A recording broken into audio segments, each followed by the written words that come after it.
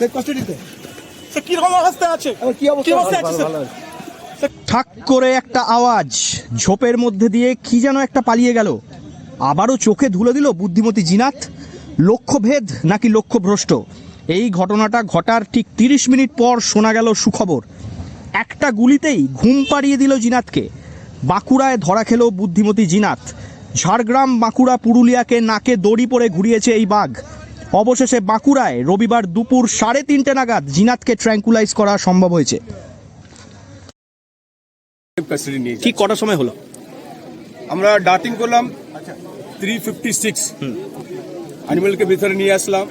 মোটামুটি 7:20 মধ্যে আমরা কেজির মধ্যে চলে নিয়ে এসেছি। কতটা চ্যালেঞ্জ ছিল স্যার?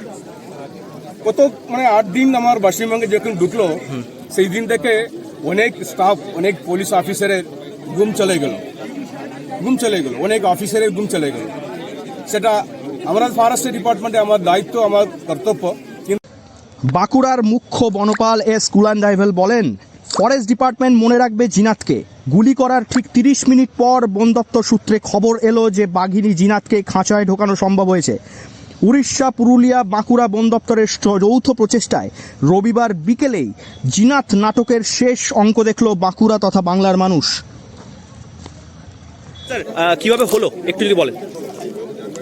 সেই সকাল থেকে আমরা তৈরি করেছি, এলাকা মনিটর করেছি, যত সম্ভাবনা নেট লাগানো আর ম্যান পাওয়ার লাগানো, প্রোটেকশন ফোর্স লাগানো আর যা ডাটিং টিম লাগানো, সব কিছু আমরা একদম মানে পিকচার মানে ফ্রেশভাবে আমরা অ্যারেঞ্জ করেছি। বাঘটাও ডাটিংকে ভালো রেসপন্ড করেছে। আজকে সিঙ্গেল ডাটের মধ্যে একটা বাঘ ঘুমিয়ে পড়েছে, তারপরে আমরা বাঘকে তুলে এটা আমরা রেস্কিউ করে আমরা মানে গাড়িতে আছে, আমরা সেফ কাস্টাডি নিয়ে। একটি গুজব শোনা যাচ্ছিল যে বাঘটি অন্তঃসত্ত্বা। মুখ্য বনপাল এস কুলান্ডাইভেল জানান, বাঘটি সম্পূর্ণ সুস্থ কিন্তু অন্তঃসত্ত্বা নয়। এছাড়াও জিনাতের বুদ্ধিমত্তাকে প্রশংসা জানিয়েছেন তিনি। বাঘিনীর এনার্জি এবং 3 জেলা ঘুরে 8 দিন পর ধরা দেওয়ার এই কাহিনী মনে রাখবেন বলে জানিয়েছেন তিনি। বাঁকুড়া থেকে নীলাঞ্জন ব্যানার্জির রিপোর্ট, লোকাল 18 বাংলা।